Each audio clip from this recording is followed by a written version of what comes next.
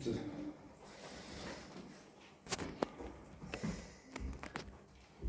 Deux lectures ce matin. Première lecture dans l'Ancien Testament, livre du prophète Ésaïe.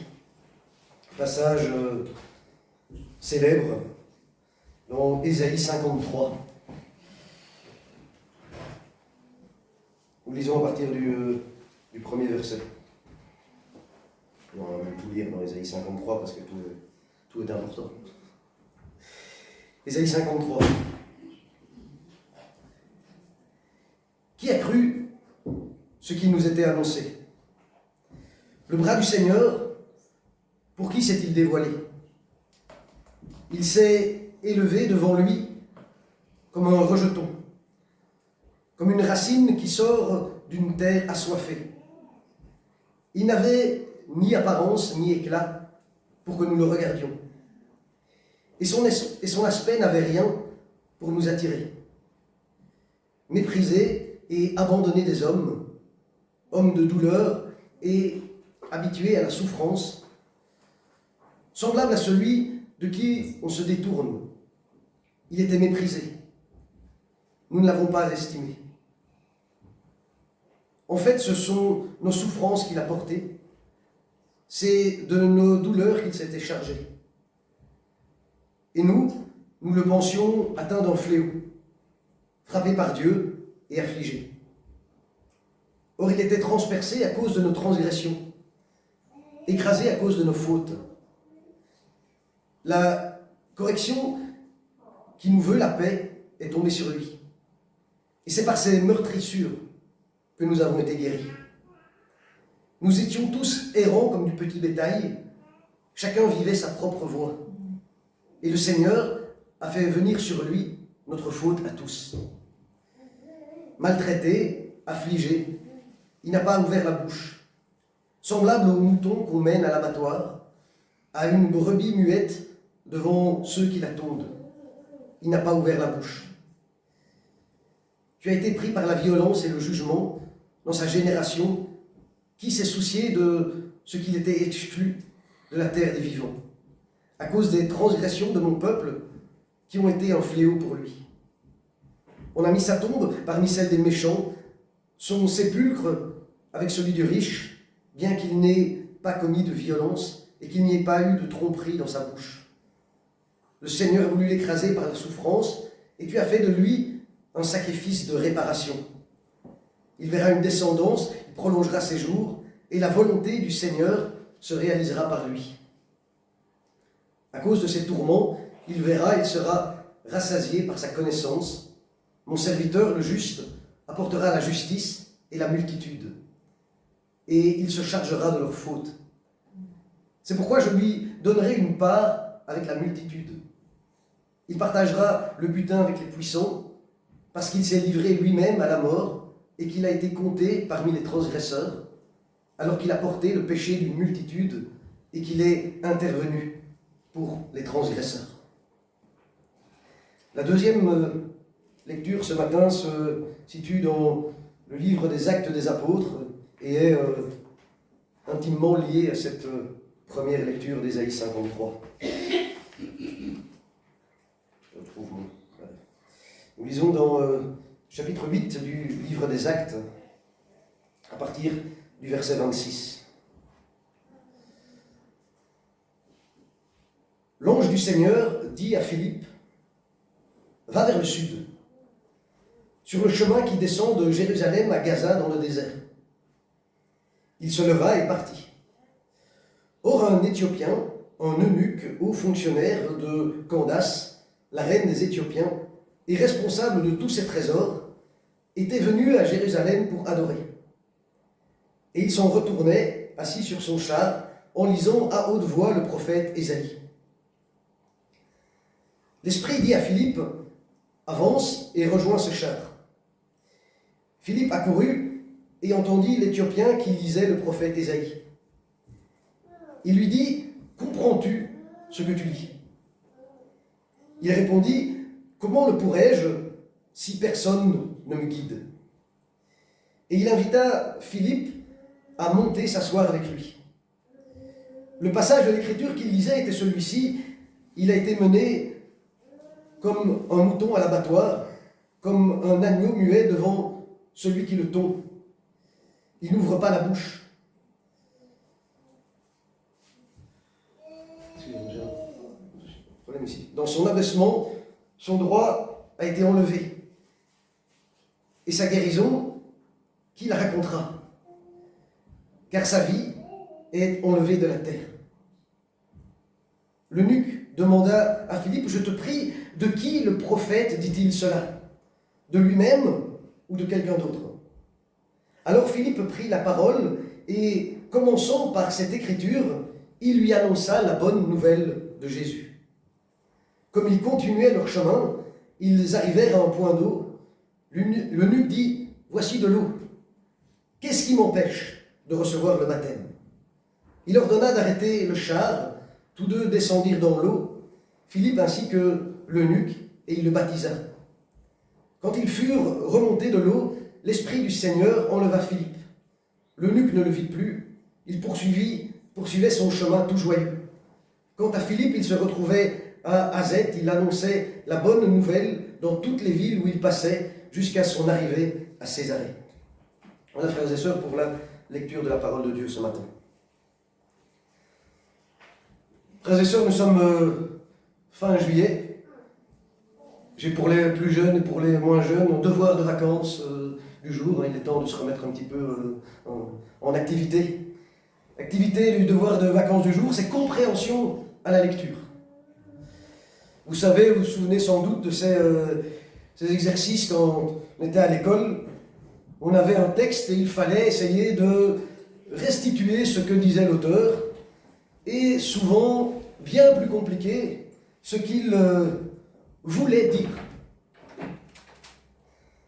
Moi, j'ai un souvenir très personnel, je ne sais pas pourquoi, mais on a parfois certains souvenirs qui nous reviennent à l'esprit. C'était une compréhension à la lecture sur un texte du Petit Nicolas.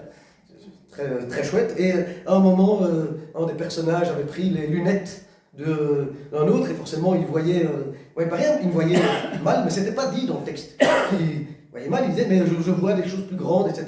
Et la question était, mais pourquoi Je me souviens que j'avais été frustré parce que je n'avais jamais pu répondre à ça, parce que ce n'était pas marqué dans le texte, parce que les lunettes ne lui étaient pas adaptées. Je n'avais pas compris, enfin j'avais vaguement compris, mais je n'arrivais pas à répondre à cette question parce que je n'avais pas compris ce que l'auteur voulait dire.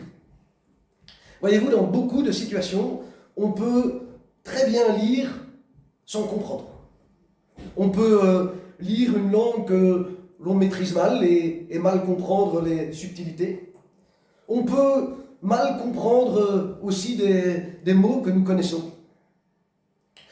On peut comprendre les mots, on peut comprendre les phrases, mais pas le sens profond, pas l'interprétation. Vous savez, dans l'histoire de la littérature, de la poésie, de textes en chansons, il y a beaucoup qui ont fait cette expérience. Ah, ce texte-là est pas mal, mais ça ne me dit rien, ça ne me parle pas. Et puis, vous entendez ou vous apprenez que le texte que vous avez lu a été à un moment condamné ou interdit par une censure. Enfin, pourquoi il est uniquement question de fleurs, d'arbres Pourquoi est-ce qu'il y a eu une censure? C'est alors que, comme on dit, votre front tombe et vous dites, ah oui, d'accord, les fleurs, les arbres, oh là là, je comprends ce que l'auteur voulait dire. Voilà petit, on va dire, descriptif de ce qui peut arriver dans les problèmes de compréhension. Comprends-tu ce que tu lis? C'est avec cette phrase, et cette phrase essentielle, que Philippe va interpeller le riche Éthiopien sur la route près de Jérusalem. Comprends-tu ce que tu lis?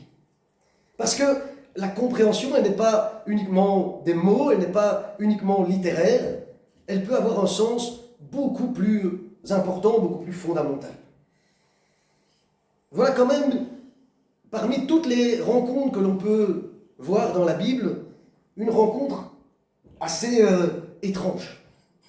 que celle qui nous est décrite entre Philippe et ce haut dignitaire éthiopien.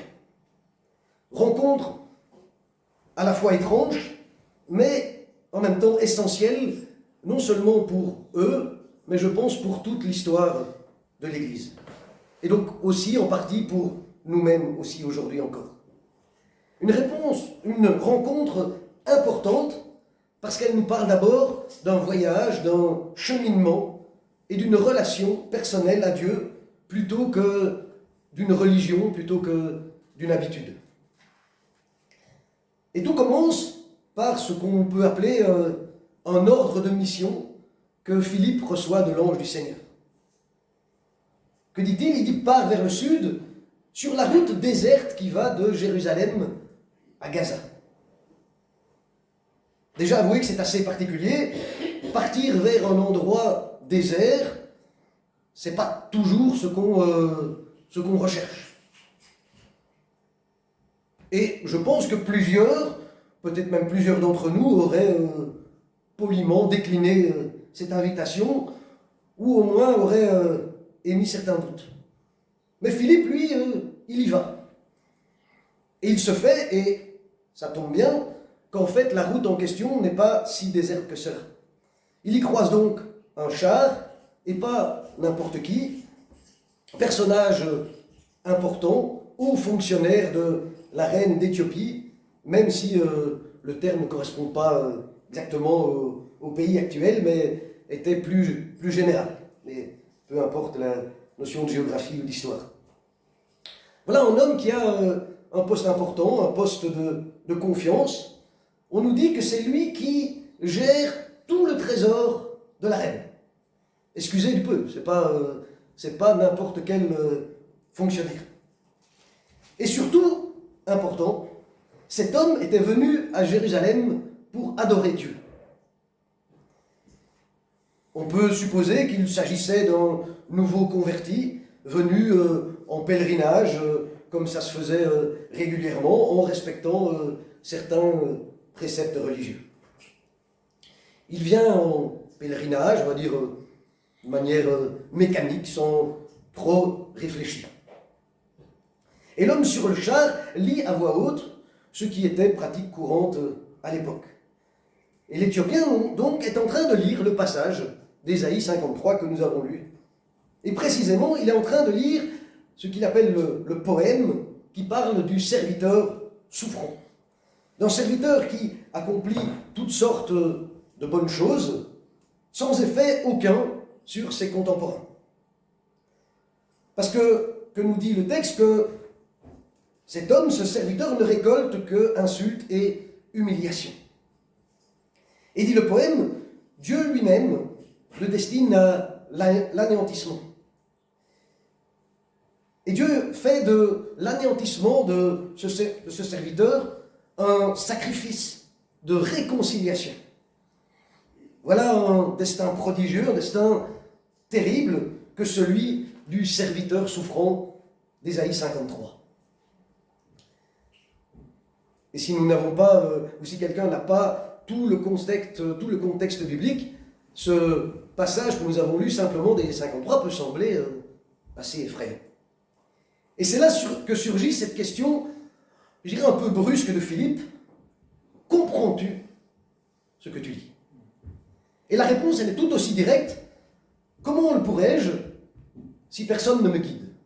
Donc il lit, il continue à lire, mais il ne comprend pas. Et cet homme semble vouloir chercher Dieu sincèrement, de tout son cœur, à moins que, et ça devient peut-être plus subtil, que ce soit Dieu qui le cherche de tout son cœur. Mais il faut bien avouer que pour l'instant, sa quête un peu solitaire de Dieu ne semble pas porter beaucoup de fruits. Il est là, s'il ne comprend pas, on va dire, ce qu'on lui a dit de lire ou ce qu'il lit. Et il a beau se plonger pendant sa longue route sur ces rouleaux, à l'époque d'Ésaïe, ce ne sont pas des livres, ce sont vraiment des rouleaux, il lui manque la petite étincelle. Cette notion essentielle et indispensable pour réellement comprendre. Et ce n'est pas une question d'intelligence.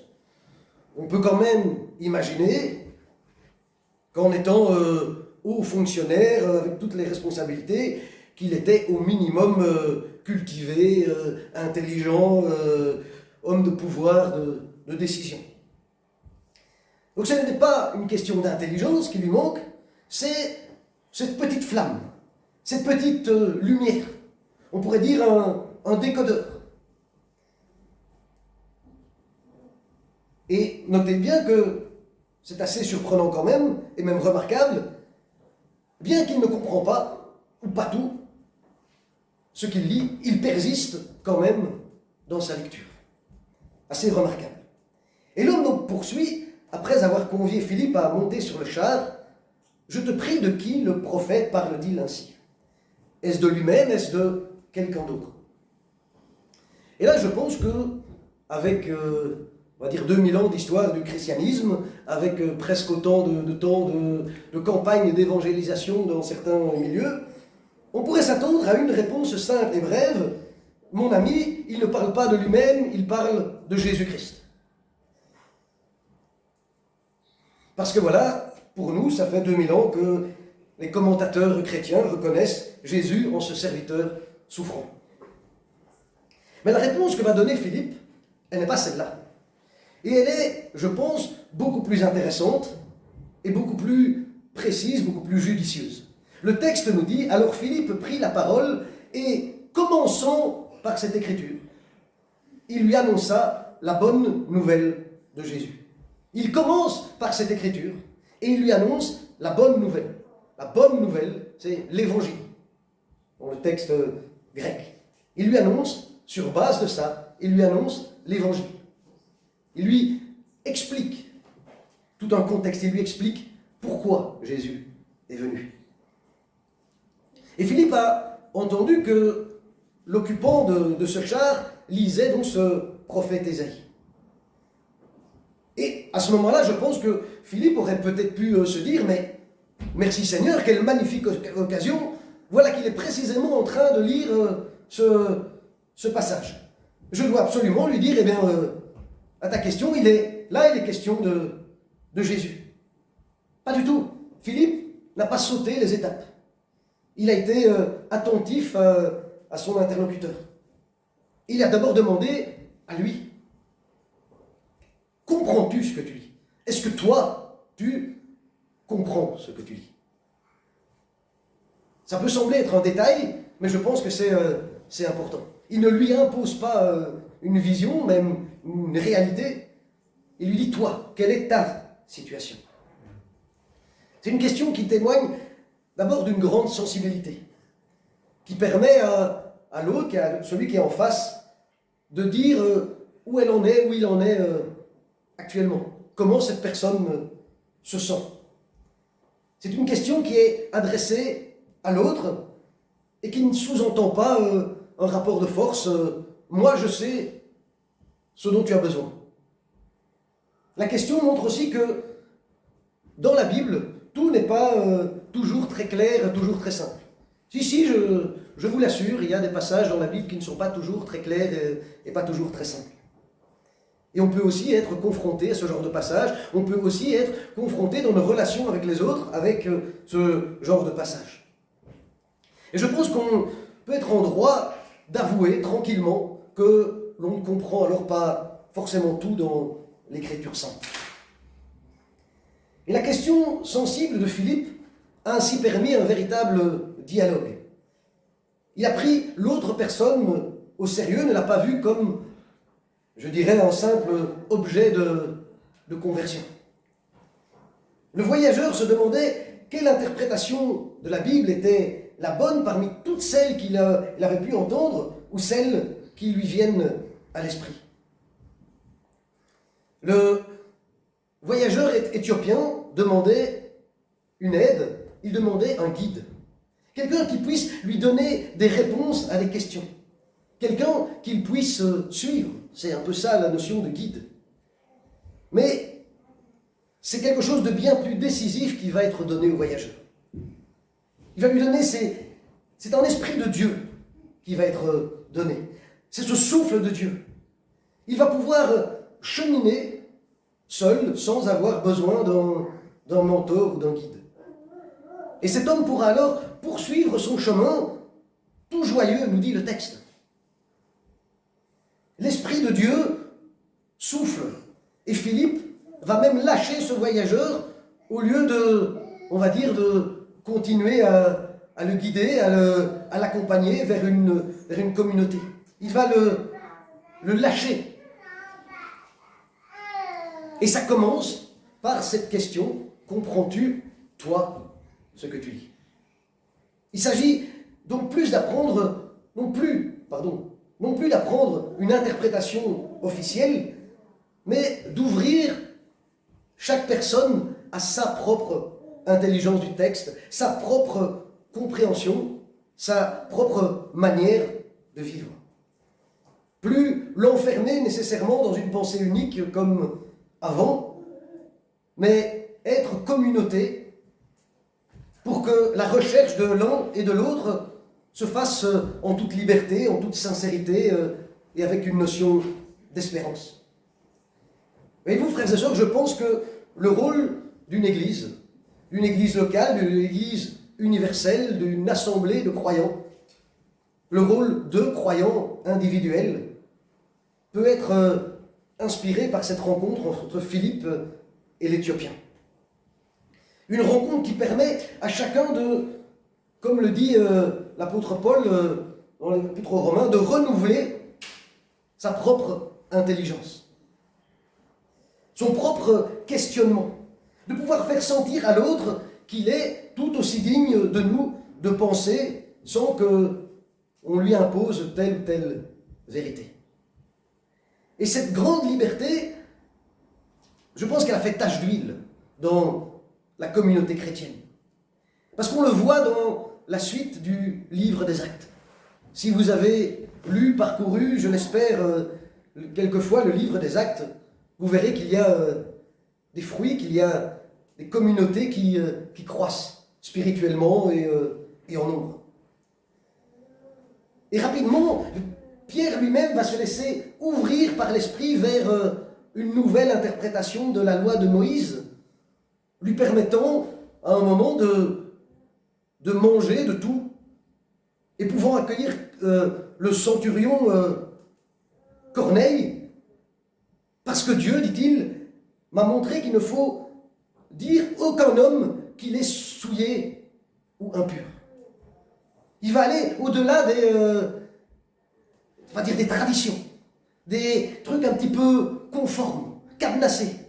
Parce que le pouvoir de Dieu va au-delà de tout ce qui peut sembler enfermer les gens, enfermer les conceptions. Et l'histoire de la rencontre entre Philippe et cet Éthiopien est aussi un magnifique exemple de ce qu'on peut appeler l'universalité du message de l'Évangile. Parce que voit-on ici? La parole de grâce, elle est offerte à un homme étranger, un homme de haute responsabilité, un homme pieux, un homme en recherche. La grâce de Dieu ne connaît pas de frontières et s'adresse à tous. Je ne pense pas que, et le texte le dit, que Philippe pensait qu'il allait rencontrer quelqu'un de aussi important comme ça sur son chemin. Mais la grâce de Dieu ne connaît pas de barrières, frères et sœurs. Elle s'adresse absolument à tous. Ou, je n'aime pas ce terme, mais à la personne, on va dire, la plus insignifiante, à peut-être la personne la plus importante. C'est la même grâce de Dieu.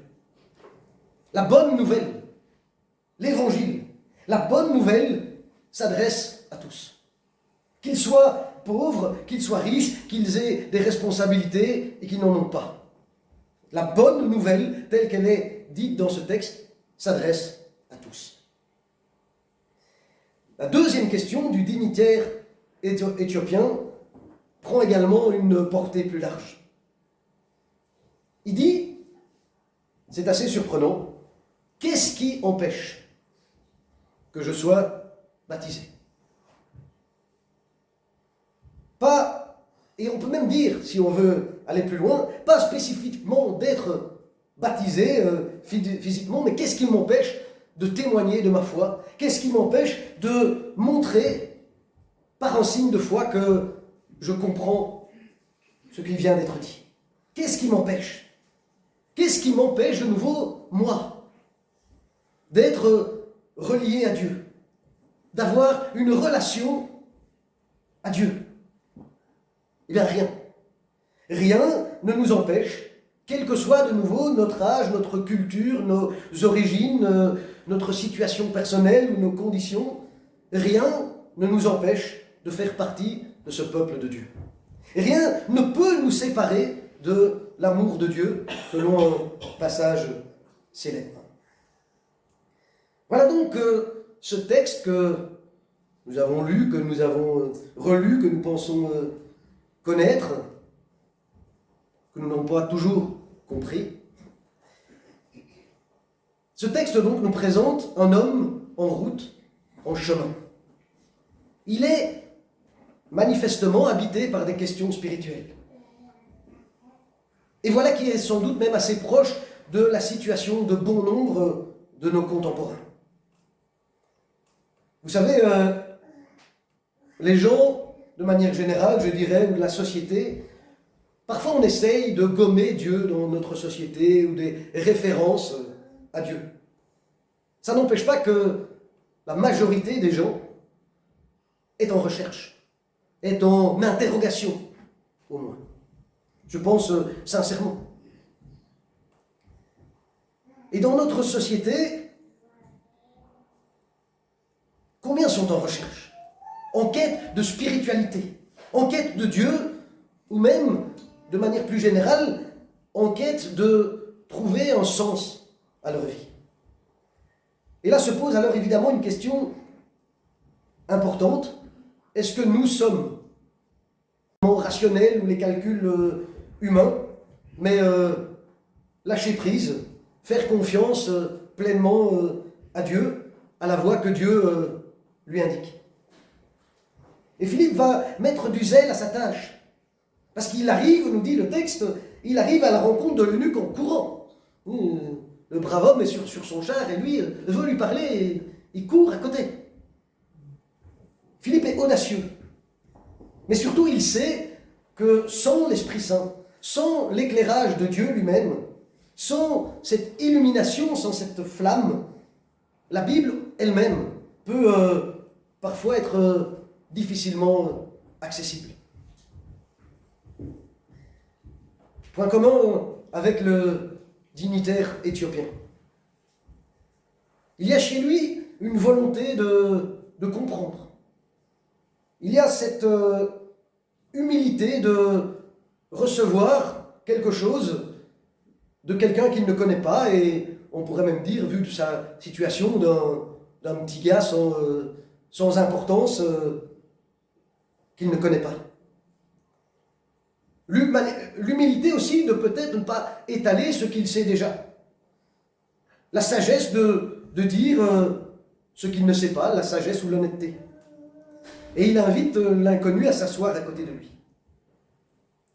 Et le texte d'Ésaïe qui est lu est donc celui du serviteur souffrant. Et le voilà qui est plein de questions qu'il n'a donc pas honte non plus à poser. Pourquoi? Parce qu'on sent donc chez cet homme une soif de connaître, une soif de découvrir, de rencontrer Dieu.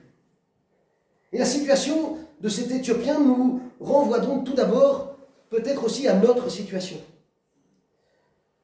Nous avons peut-être ou parfois l'impression que notre vie se passe plutôt bien, tant mieux, mais chacun malgré tout a quand même des soucis, des insatisfactions. Et parfois aussi un vide qui prend la forme de Dieu, qui nous amène à une propre recherche, une recherche personnelle de Dieu. Est-ce qu'on se satisfait d'une situation, d'un bagage qu'on a reçu plus jeune peut-être? Est-ce qu'on se satisfait de notre culture?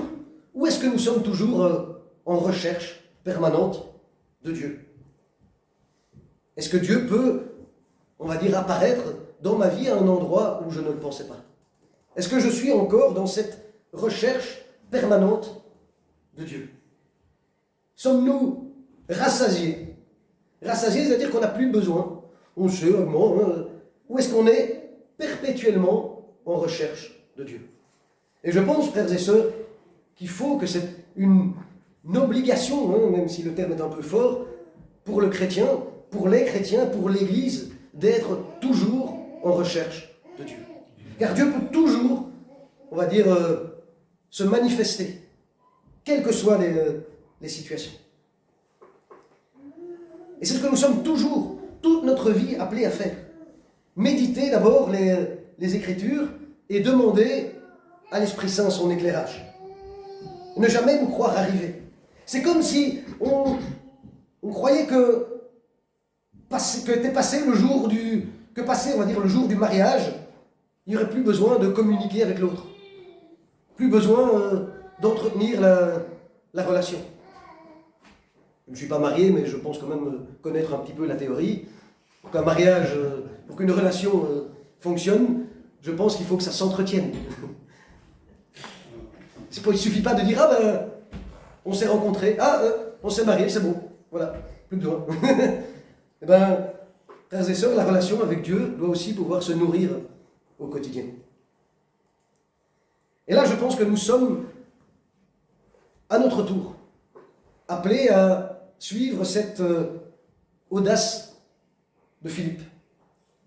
Audace de sentir, d'être ouvert aux différents signes, au message de Dieu dans nos vies, dans nos rencontres, dans nos chemins. Être ouvert à l'autre, ouvert au monde et ouvert aussi à des choses invisibles. Devenir audacieux avec la parole de Dieu et aller au-devant de tout ce qui peut se passer.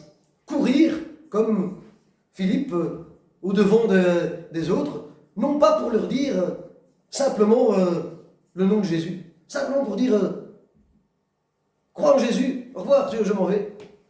Mais prendre du temps avec cette personne et lui expliquer cette bonne nouvelle. Parce que nous sommes tous concernés, et de nouveau je le dis, quels que soient nos moyens, quelles que soient nos capacités. C'est ça aussi ce qu'on peut appeler un sacerdoce universel. Tous nous avons à rendre compte de cette relation à Dieu. Et frères et sœurs, pour conclure, je vous dirais que ce passage et ce dignitaire éthiopien nous laisse un message à tous ce matin. C'est sa relation personnelle avec Dieu, elle est possible parce que d'abord il veut de tout son cœur rencontrer Dieu. Parce qu'il veut cheminer, il veut marcher avec ce Seigneur. Et parce qu'il a compris que le serviteur souffrant est venu. Il est venu pour lui personnellement et il est venu pour chacun d'entre nous aussi personnellement. Alors frères et sœurs, que le Seigneur nous aide dans les jours, dans les semaines à venir à comprendre ce que nous lisons, à comprendre la relation que nous pouvons avoir avec lui. Que toute gloire lui revienne. Amen. Amen.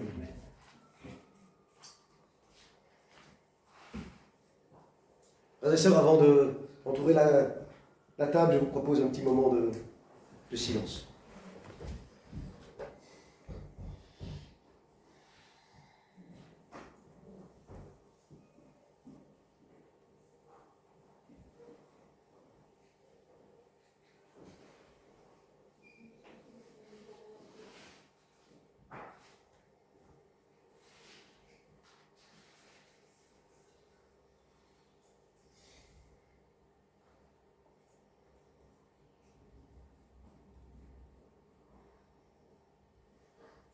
Un peu plus loin dans le texte du prophète Ésaïe, nous pouvons lire en Ésaïe 55 « Ô vous tous qui avez soif, venez vers les eaux, même celui qui n'a pas d'argent.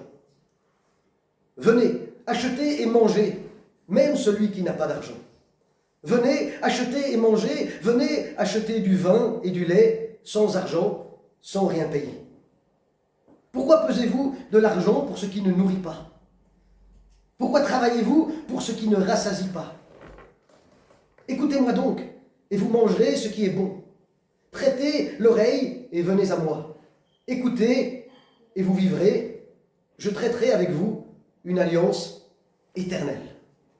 Voilà les paroles de Dieu dans la bouche de son serviteur Ésaïe. Et aujourd'hui, ce matin, le Seigneur nous invite gratuitement à partager le pain et le vin. Et avant d'entourer la table, nous voulons chanter ce beau cantique « Tu es venu jusqu'à nous », qui nous raconte bien cette bonne nouvelle, que nous pouvons comprendre la bonne nouvelle de Jésus-Christ.